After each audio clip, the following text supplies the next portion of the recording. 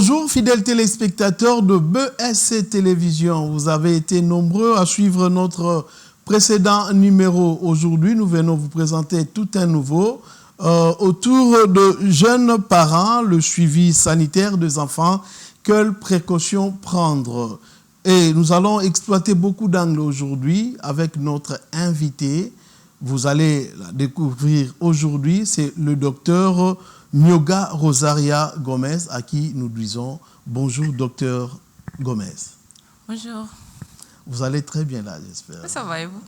Oui, ça va aussi, dans votre assiette? Ça va. Ça va. Ok, le téléspectateur de Bureau stratégique des communications, soit BSC TV, vous suivent. Si vous pouvez les saluer quand même avant d'aborder notre sujet. Bonjour à tout le monde, vous allez bien? Voilà, merci beaucoup. Nous allons exploiter ces thèmes, jeunes parents, le suivi sanitaire des enfants, quelles précautions prendre. Ce que nous devons retenir déjà d'emblée, c'est que le but de cette émission, de ces nouveaux numéros, c'est que donner les bons réflexes pour éviter les urgences. Dans l'ensemble, nous voulons parler de quoi? Nous voulons parler de jeunes parents âgés de 18 à 30 ans. Nous nous retrouvons aujourd'hui devant beaucoup de couples, mais la plupart ne maîtrisent pas encore la scène. La plupart ne savent pas prendre soin des enfants. Parlons de femmes primipares déjà. Beaucoup perdent leurs enfants, leurs bébés. Pourquoi? Parce qu'ils ne savent pas ce qu'il faut faire. Mais avec le docteur Gomez, aujourd'hui, nous allons quand même connaître des précautions à prendre. Nous allons quand même connaître les lignes à suivre. Et voilà, ainsi de suite. Docteur Gomez, les jeunes femmes nous suivent aujourd'hui, les jeunes hommes nous suivent également. Beaucoup s'inquiètent, entrent également dans le mariage, se mettent en couple par voie légale, illégale. L'essentiel, c'est qu'ils soient ensemble. Ils commencent à avoir des enfants, mais à la grande surprise des parents, à la grande surprise des familles, ces enfants ne vivent pas longtemps. Ces enfants connaissent beaucoup de problèmes, meurent, tombent malades, très souvent malades. Quelles sont les causes? Je crois, par rapport à sa question, la plupart, c'est l'irresponsabilité des parents. Je crois parce qu'avant de nous marier, nous devons souvent faire l'électrophorèse et connaître, chacun de nous doit connaître ses groupes sanguins et son électrophorèse. Quand les parents se marient, aujourd'hui, dans notre société, les parents veulent se marier n'importe comment, juste par rapport, ils sont aveuglés par l'amour et ils se mettent ensemble n'importe comment, sans pourtant savoir leur état de santé. Apprenez à connaître votre état de santé pour ne pas condamner les enfants au futur ou plus tard. Apprenez justement à connaître votre état de santé.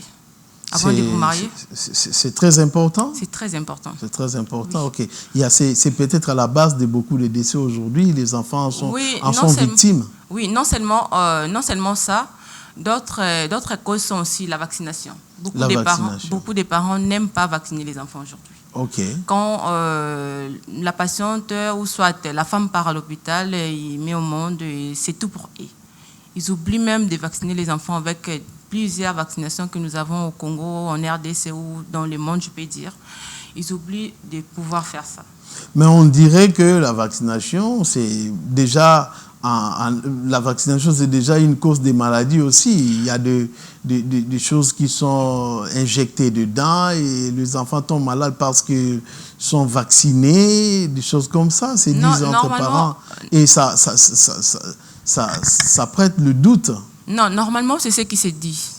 C'est ce qui se dit d'ailleurs, mais ce n'est pas ce que les gens savent à l'hôpital. Quand vous partez, vous devez vous rendre souvent à l'hôpital pour savoir ce qui se passe à l'hôpital. Okay. Normalement, pour les enfants doivent être vaccinés. C'est important et très important même pour les enfants.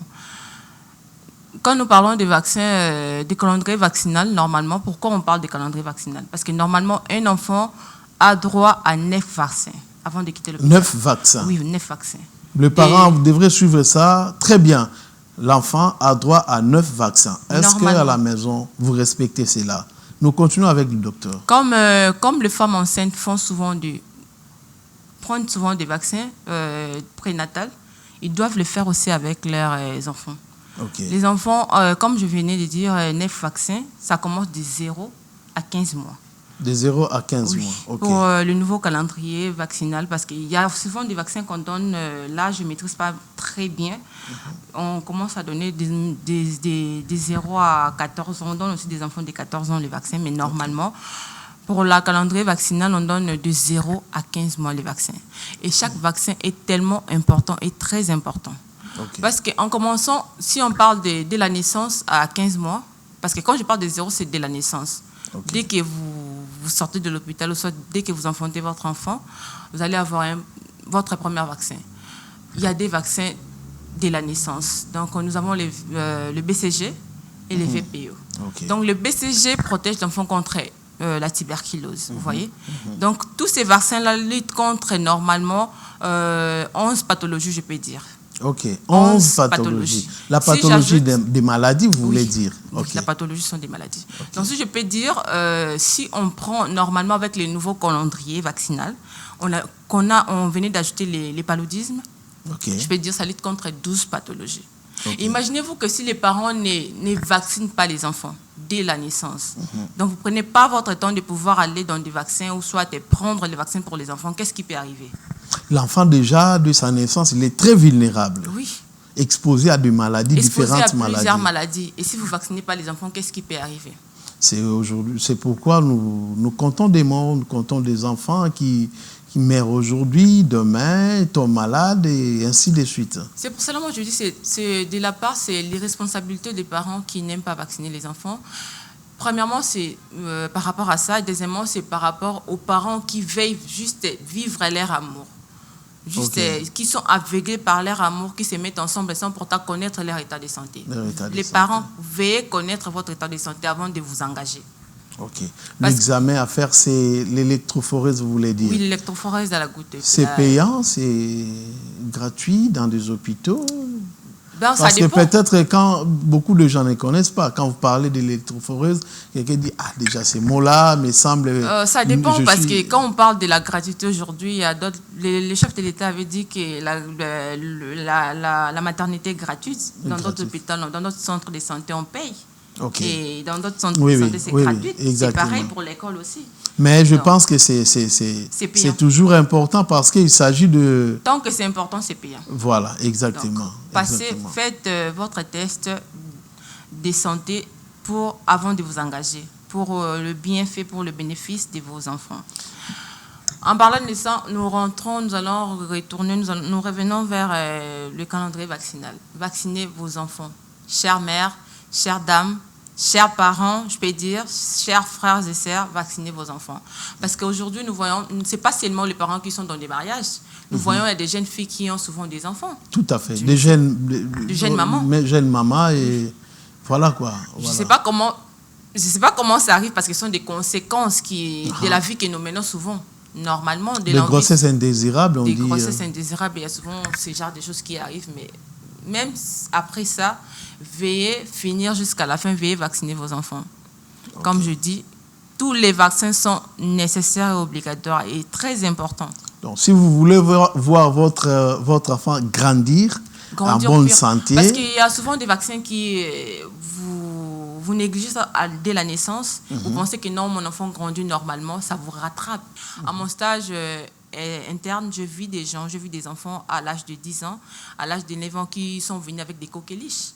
Okay. Pourquoi on peut dire que ces enfants-là n'ont pas pu avoir des vaccins de la coqueluche? Parce que normalement, s'il y a des vaccins dès la naissance, quand on parle de la naissance, vous savez déjà, il y a des vaccins qu'on donne à 1 mois et demi, il y a des vaccins à 2 mois et demi, à 3 mois et demi, il y a des vaccins à 6 mois, il y a des vaccins à 7 mois, à 8 mois, à 9 mois et à 15 mois. Comme je dis, 9 vaccins au total. 9 vaccins. Donc chaque vaccin est très important parce que chaque vaccin lutte contre n'importe quelle pathologie.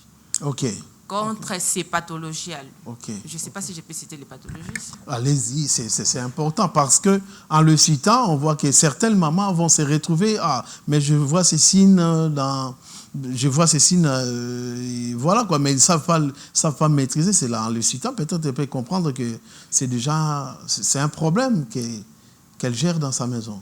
Ah, d'accord. Quand on parle déjà de la tuberculose, la TB, tout le monde connaît déjà par rapport à la tuberculose. Tout le monde La connaît. tuberculose, les signes de la tuberculose, la maman va constater quoi? Ah, vous remarquez si seulement le premier signe de la tuberculose, c'est la toux. La En toux. fait, vous devez vraiment... Une toux très fréquente. Une toux très fréquente et qui est au-delà des, je peux dire, au-delà des 48 heures. Donc, vous devez déjà remarquer qu'il y a ça ne va pas chez l'enfant. Ok. Donc, à part la toux, ça peut être toux gras ou toux sèche. À part la toux, il y a d'autres choses qui peuvent arriver. Oui, je disais, à la naissance, nous avons le BCG, qui est pour la tuberculose, et le VPO, qui est c'est un vaccin contre la polio. Contre la poliomyélite. La poliomyélite, voilà. C'est encore un cas très, très grave qui, en tout cas, détruit la santé des enfants. Oui, c'est vraiment très grave et vous devez faire en sorte. C'est pour ça que j'insiste contre les vaccins, contre la calendrier vaccinale. Chaque année, je crois, ou après des mois, l'OMS prend son temps de pouvoir changer de calendrier vaccinal. Parce que l'OMS remarque qu'il y a souvent des maladies qui persistent. Et ça ne persiste pas parce que nous, là, en tant que membres de santé, nous faisons pas bien notre travail. Ça persiste parce qu'il y a des mamans irresponsables et il y a des mamans ignorantes qui ne veillent pas vacciner leurs enfants. Vous voyez? Donc, pour le vaccin de un mois et demi, comme je dis, la pentavalente, nous avons le vaccin contre la coqueluche, contre ces cinq pathologies comme ça. Contre la tétanos, contre, je crois, la rougeole, c'est entre... Là, la rougeole, c'est dans le 9e mois. Dans le 9e mois. Oui, donc, vous parlez de la méningite. Oui. Un enfant qui attrape la méningite, c'est très grave. Très grave. Très grave. C'est vraiment un sujet pertinent, c'est très grave, un enfant qui attrape la méningite. Donc, on recommence encore avec, à part toujours dans le 1 mois et demi, nous avons encore la polio, nous avons encore le vaccin contre la pneumocoque, en fait. La pneumonie en pneumocoque. Parce que le pneumocoque, c'est une bactérie, donc la pneumonie en pneumocoque et la gastro-entérite. Comment on va comprendre que c'est la pneumonie à... C'est quoi encore le nom? Pneumocoque. Ok. Comment un parent peut reconnaître que mon enfant souffre de ça? Il y a des signes? Oui, il y a des signes fréquents, mais je crois que je vais parler de ça à la fin. À la fin. Ok, merci. Il y a des signes fréquents, normalement, comme nous sommes là, juste là, et les troisième vaccins, normalement, c'est toujours ce qu'on a donné dans le 1 mois et demi, c'est ça que vous allez donner dans le 2 mois et demi. Dans le 2 mois et demi. Donc, ce sont les mêmes vaccins. Ok, je vois. Et dans le 3 mois et demi, vous allez juste augmenter la dose. Ok. Donc, vous allez donner la pentavalente comme deuxième dose, toutes les pathologies que j'ai citées. Parce que l'enfant a pris du poids quand même. Bon, prendre du poids ou pas, vous devez respecter les vaccins. Vous devez respecter la calendrier vaccinal. Prendre du poids ou pas. Il y a des enfants qui grandissent comme ça, ils naissent avec 4 kg. Après, là, ils n'ont pas. Quand ils arrivent à la maison, ils commencent par rapport à l'alimentation. L'enfant commence à perdre du poids. On ne peut pas dire par rapport à l'alimentation, par rapport au poids de l'enfant. Mais docteur, revenons un peu. Vous avez parlé de l'électrophoreuse ici. Il y a un adage qui dit que l'amour est aveugle et tout ça, pour dire, quand un couple dit ça, donc c'est pour dire qu'on est prêt à tout. Ouais, vous êtes prêt à tout, mais ceux qui vont subir, ce n'est pas vous qui vous allez subir. Si vos parents étaient prêts à tout, ou soit prêts à se sacrifier pour vous, vous n'allez pas être là aujourd'hui comme vous êtes. Ce sont vos enfants qui vont souffrir. Imaginez que vous vous mariez, vous n'êtes pas compatibles. Imaginez un ANS et une personne qui est AS et l'autre qui est AS qui se mettent ensemble, auront des enfants. AA et auront SS des enfants après. malades. Voilà. Et NES, ce sont des enfants malades, ce sont des enfants qui vont souffrir. Non seulement des enfants qui vont souffrir, vous aussi, les parents, vous allez souffrir. Voilà, parce que vous deviendrez le panier percé. Oui. Il y a de l'argent qui va. Vous allez gaspiller de l'argent. Imaginez que vous êtes sans emploi, vous n'avez pas de revenus quelconques. Imaginez, vous allez souffrir. Or, on aurait bien évité ça dès le début. On aurait bien évité ça dès le début. Que votre amour Que votre amour aveugle ne vous rende pas aveugle. Si Donc, vous c'est pour dire qu'on peut comprendre l'amour de sa vie juste après avoir fait ses Non, examens. sinon, quand vous êtes AS, séparez-vous. Il n'y a rien à dire, il n'y a rien à argumenter là-bas. Séparez-vous carrément. Ok. Merci beaucoup. Vous suivez Éthique, Jeunesse et Éthique. Aujourd'hui, nous avons comme invité Dr Myoga Rosaria Gomez, qui est notre invité et nous explique beaucoup de choses ici sur le bien-être des enfants. Nous explique beaucoup de choses, comment les parents doivent prendre soin de leurs enfants, des choses à éviter, les précautions à prendre et ainsi de suite. Donc, avec le docteur aujourd'hui, il y a bien de matière à exploiter aujourd'hui. Mais autour des enfants, les enfants qui causent beaucoup de problèmes dans de toits conjugaux et suite à l'ignorance des parents, nous allons tirer un peu les oreilles aux parents ignorants afin qu'ils reprennent et qu'ils rentrent soit ils retrouvent la raison pour bien élever les enfants. Alors, qu'est-ce que vous allez dire à ces parents qui viennent de s'unir, qui viennent de se mettre ensemble et ils projettent déjà avoir des enfants et consorts? Qu'est-ce que vous pouvez leur dire avant même qu'ils commencent à avoir des enfants? Pour ces parents-là, comme je dis, je ne vais pas les répéter. Il faut connaître votre état de santé. Ils se sont déjà mis ensemble. Mis ensemble. Se mettre ensemble, ne pas avoir des enfants, c'est déjà quelque chose de bien. Quand vous êtes ensemble, mais quand vous n'avez pas encore des enfants, c'est quelque chose qui est déjà disons qu'ils sont compatibles. Oui, compatibles. Mais ils vont quand même avoir des enfants. Vous pouvez être aussi compatibles, mais vous ne savez pas gérer les enfants demain. Pourquoi? Parce que vous ignorez certaines pratiques, certaines choses nécessaires que vous devrez avoir dans la maison. Voilà quoi. Donc moi, je dirais, par rapport à cette question, je dirais que la compatibilité n'est pas égale à la responsabilité. N'est pas égale à la responsabilité. Non. Ok. Je veux dire à des parents, avant d'être ensemble, soit avant de vous engager, soyez responsables. Donc vous devez être digne de vous. Vous dites que moi, je suis responsable, je dois avoir une épouse à la maison, soit moi, je dois me marier. On ne doit pas seulement aller ngulung, comme disent les Quinois, pour prouver aux gens, en fait. Non. À part la compatibilité, vous devez être responsable de vous-même, vous devez être responsable de votre partenaire et soyez responsable de vos futurs enfants. Très bien. Soyez responsable de vos futurs enfants. Dans ces cas, cela demande à ce que vous preniez toutes les précautions possibles. Alors, l'environnement pour garder les enfants, comment ça doit être? Pour cette question, je peux dire que, je ne sais pas, c'est une question pertinente. Je ne sais pas, mais à ce que je sache, si je réponds à cette question, les autres me diront, et nous qui n'avons pas des moyens. Des moyens, ok. Non, l'essentiel, c'est de les dire, hein, on ne sait jamais. Et nous qui n'avons pas des moyens, comment nous allons faire? D'autres diront, ce n'est pas seulement ceux-là qui ont des moyens qui nettoient proprement leur environnement. Ce n'est pas aussi tous ceux-là qui n'ont pas des moyens qui sont sales, en fait. Je peux dire ça dans cette façon, qui sont sales, en fait. Ok. L'environnement, quand on parle de l'environnement, un environnement sain ne veut pas dire avoir beaucoup d'argent pour garder ton environnement propre ou sain.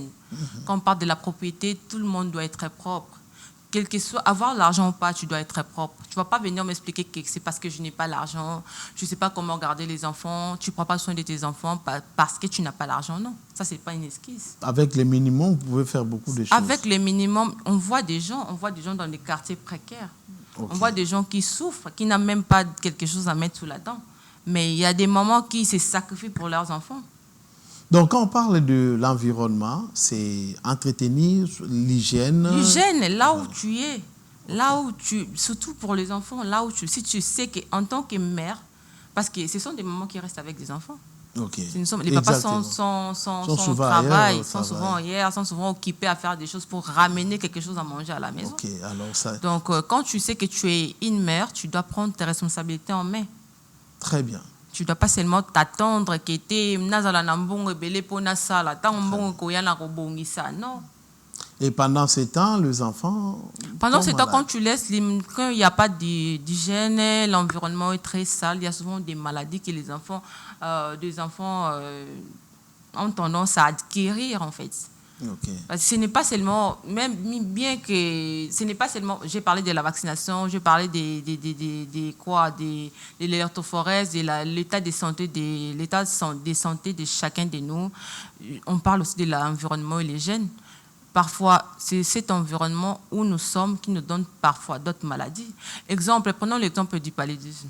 Ok, parlons-en. Le paludisme, tu me diras que non, le paludisme vient par rapport, nous savons tous que le paludisme, c'est par rapport, c'est un moustique femelle qui transmet le paludisme. Exactement. Donc, vous n'allez pas me dire, vous allez pas me dire, si vous êtes à la maison, soit dans un endroit où il y a de l'eau sale, parce que les moustiques viennent par rapport à cette eau sale, ou soit par rapport à l'hygiène. L'hygiène doit être correcte. Vous n'allez pas me dire que quand vous êtes dans un endroit où soit il y a des terrasses, où il y a de la saleté, il n'y aura pas de moustiques. Et s'il y a des moustiques, en tant que mère, quand tu vois des moustiques, ou soit en tant que papa, c'est les papas qui donnent de l'argent. Quand il y a des moustiques, qu'est-ce que tu dois faire? Tu dois chercher à avoir des moustiquaires. Des moustiquaires, voilà. Donc, tu dois chercher à protéger tes enfants. Okay. S'il y a pas, vous n'avez pas les moyens de pouvoir quitter l'endroit en question, parce que souvent, les Quinois disent « gouvernement a ça là ». Mais toi, tu vois où tu es, c'est très sale, mais tu dis que le gouvernement a et on dit aussi que tout le monde doit faire la microbe. Tout le monde doit faire la microbe. C'est ça qui tue tout le monde. Tu manges sans laver les mains. Tu sais que les enfants ont tendance, ou soit les enfants, quand ils sont trop petits, ils ont tendance à jouer sur la terre. Exactement. Ils prennent le doigt, ils mettent dans la bouche. Exactement. Donc, vous devez protéger les enfants avec tout ce genre de choses.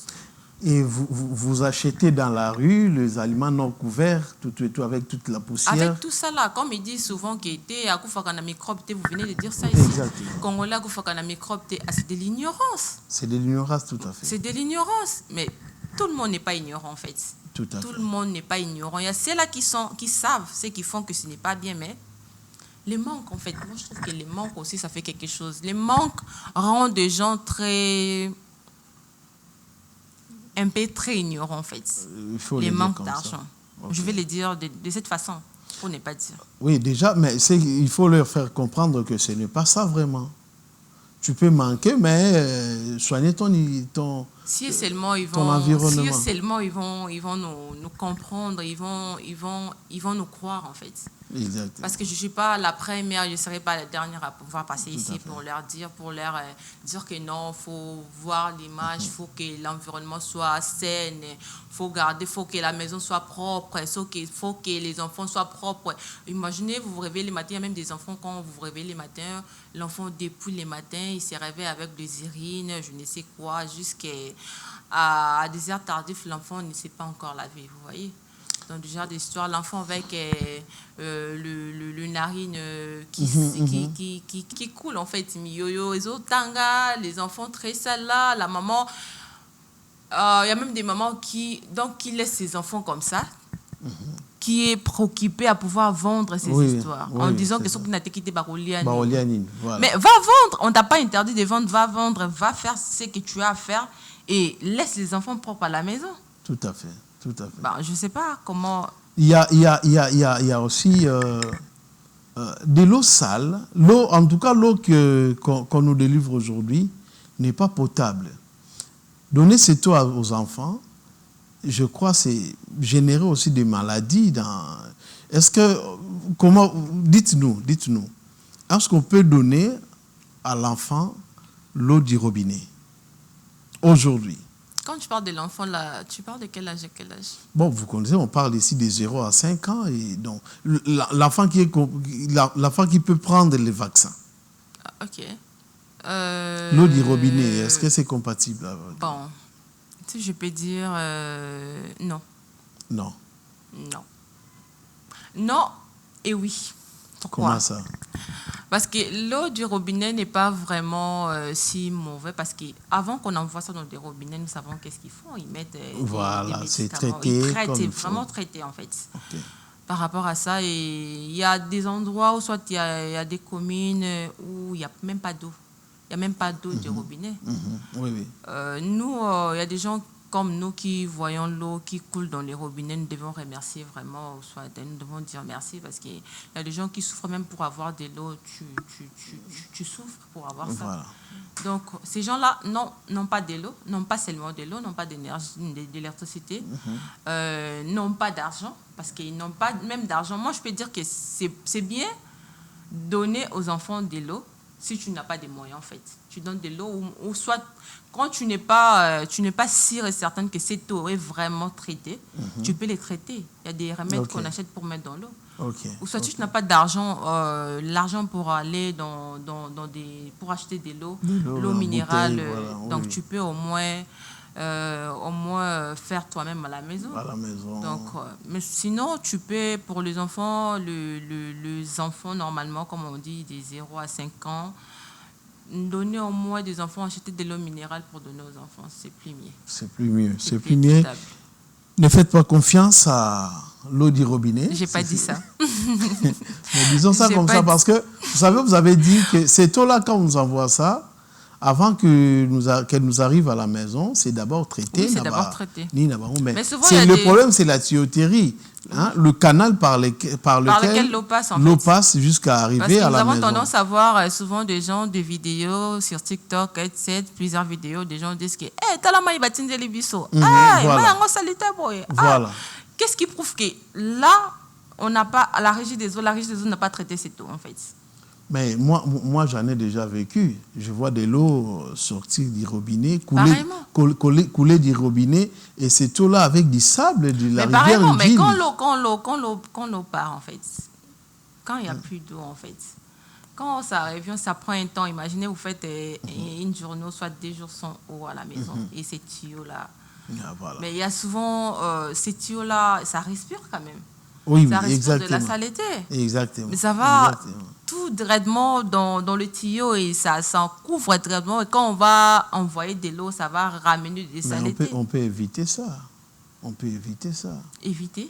Oui, bien sûr. Mais éviter ça, comment éviter ça quand il y a l'eau qui revient en fait?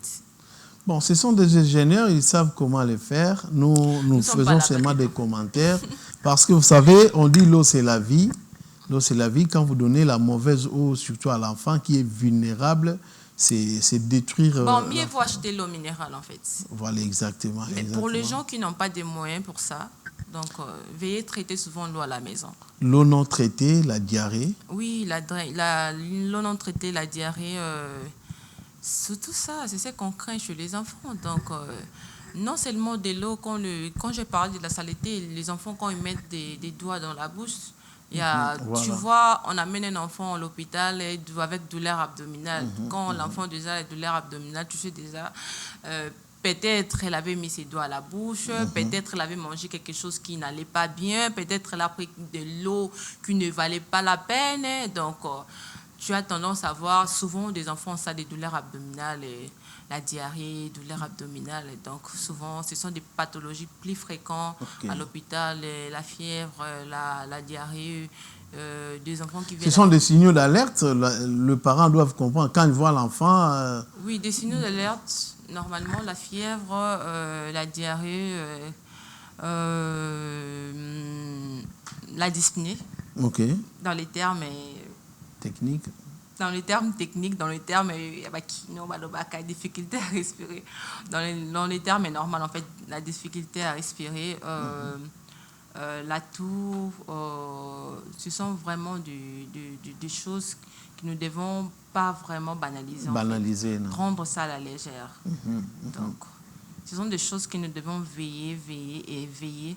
Et nous devons avoir l'habitude de pouvoir avoir des petits trucs, des bases en fait à la maison, des trousses, des bases pour quand ça arrive à mon enfant, qu'est-ce que je dois faire en fait. Voilà. L'automédication à la maison, c'est conseillé parce que la maman, je pense que la maman est la première infirmière de ses enfants. L'automédication n'est pas conseillée. N'est pas conseillé. J'insiste sur ça, l'automédication n'est pas conseillée. Mais les Kinois aiment beaucoup faire l'automédication. Moutino, c'est comme munganga.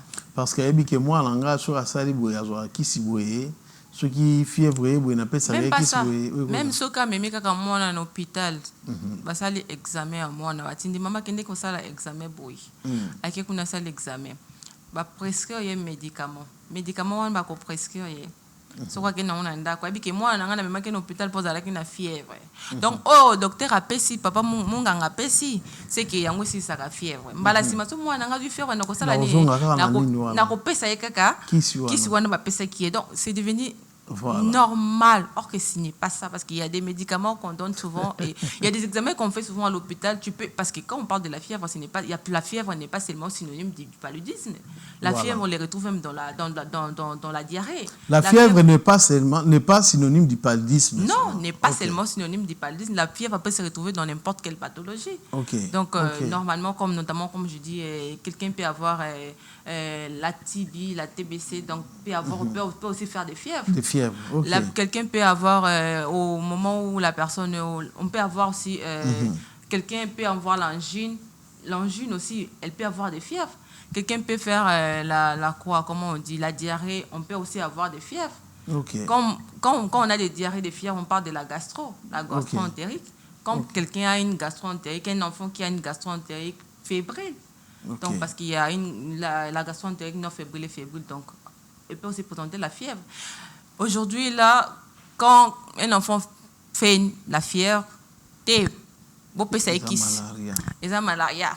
C'est que boy. La malaria n'est pas synonyme. La fièvre n'est pas synonyme du paludisme. Voilà. N'est pas synonyme de la malaria, comme vous appelez. Donc, quand on a la fièvre, on ne pense pas seulement au paludisme. Bien que vous aimez trop l'automédication, on appelle moi paracétamol, Amela.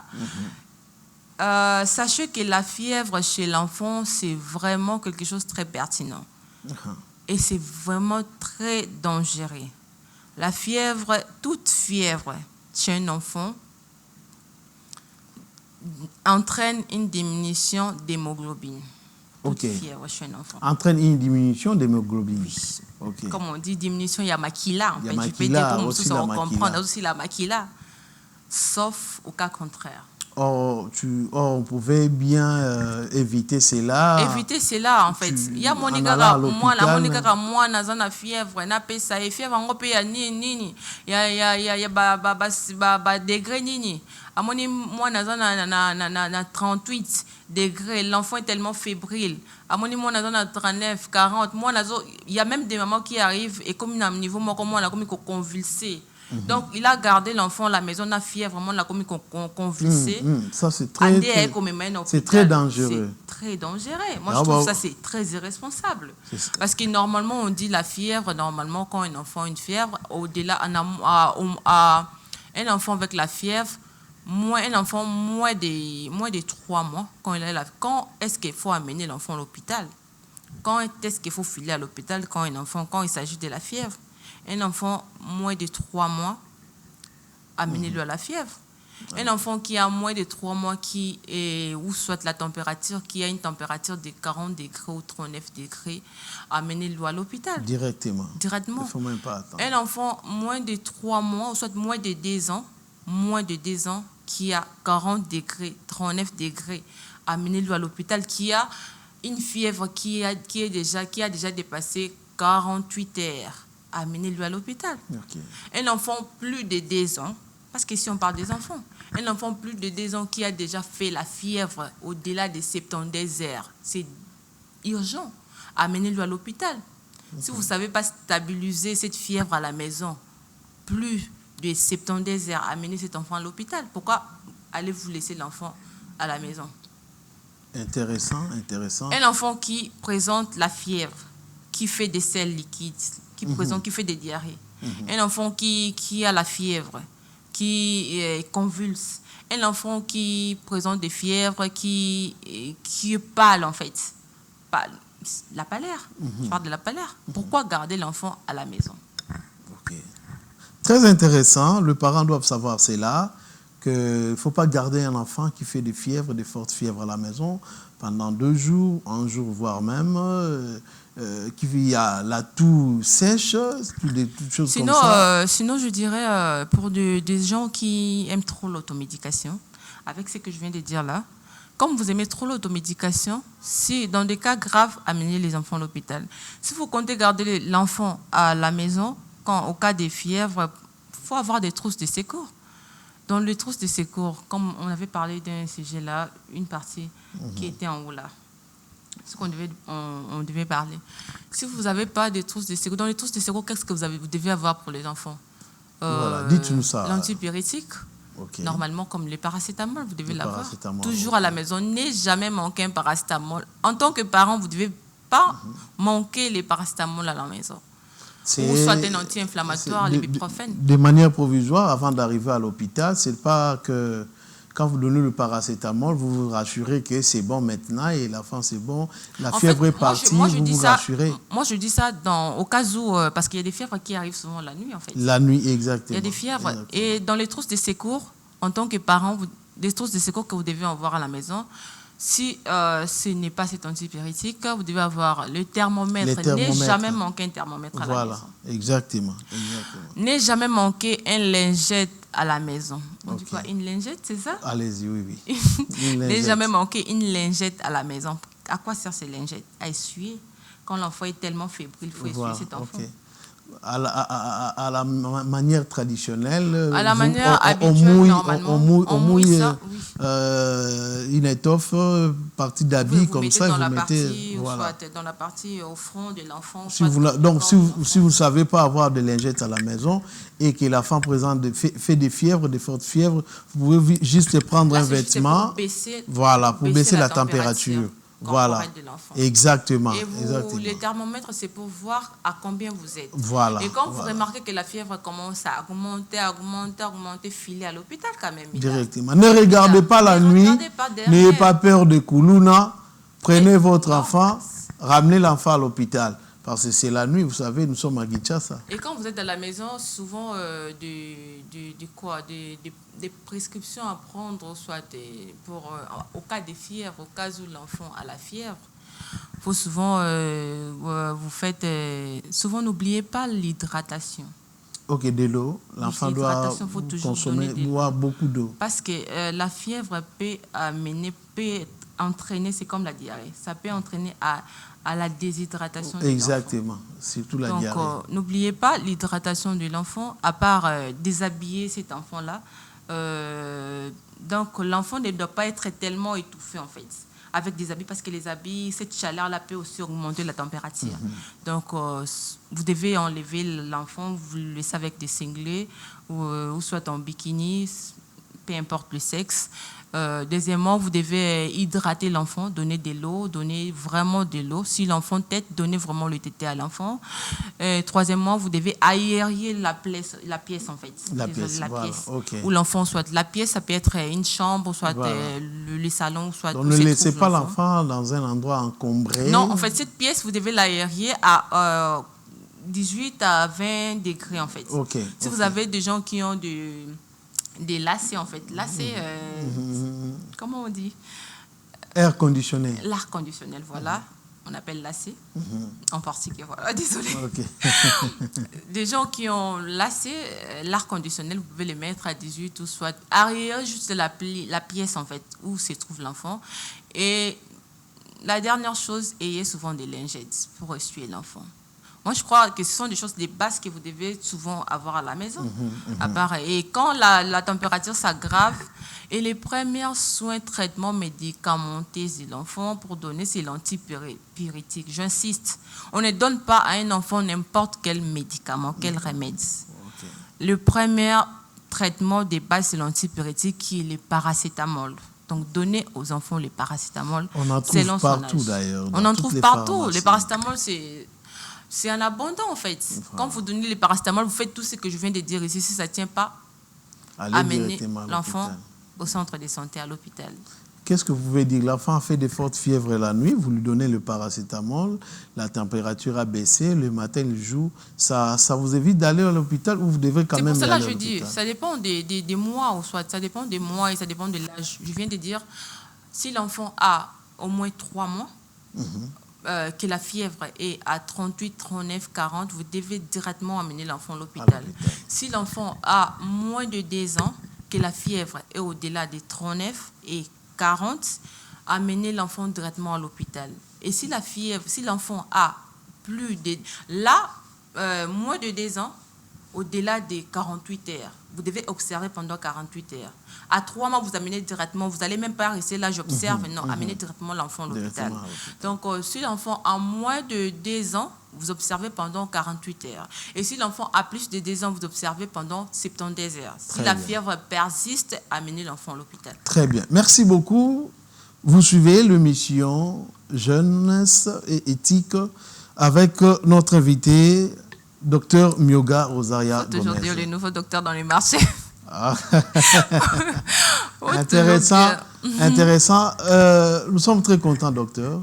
Merci. C'était de la matière que vous avez propagée aujourd'hui. J'espère que les parents à la maison ont compris quelque chose. Les enfants doivent être protégés dans de bonnes conditions, soigner l'environnement et vos trousses de secours à la maison. Soyez responsables de vous-même. Si vous n'êtes pas encore ensemble, cherchez à connaître votre état de santé, examinez-vous et comprenez ce que vous êtes, si vous êtes compatible ou pas.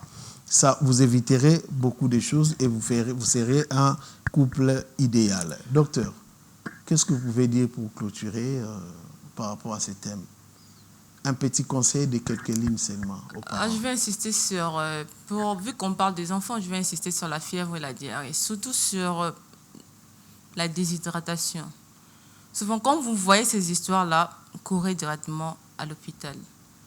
Parce que réhydrater l'enfant, en fait, avec la diarrhée, vous devez réhydrater l'enfant avec les SRO, en fait, les sérums morales. Donc, vous hydratez l'enfant avec les sérums morales, c'est là, et vous voyez... rentrons encore avec la fièvre. Quand vous voyez les signes de vomissement et fièvre, amenez l'enfant à l'hôpital. Je parlais de la gastro-entérite fébrile. Donc, quand on parle de la gastro-entérite, on voit les vomissements, la fièvre et douleur abdominale. Donc, vous devez, quand vous voyez ces signes-là, n'attendez plus en fait. Courez directement à l'hôpital. Ou quand vous voyez les selles, dans le sel, comment on dit le sang dans les selles, dans les selles de l'enfant. Comme on dit, comme vous dites, la diarrhée, en fait, l'enfant qui fait des diarrhées avec des sangs, courez directement à l'hôpital. Courez directement à l'hôpital, n'attendez plus, en fait. Le docteur a insisté, courez directement à l'hôpital pour garder l'enfant à vie, s'il faut le dire correctement, pour garder l'enfant à vie. C'était Jeunesse et éthique. Nous vous donnons rendez-vous au prochain numéro.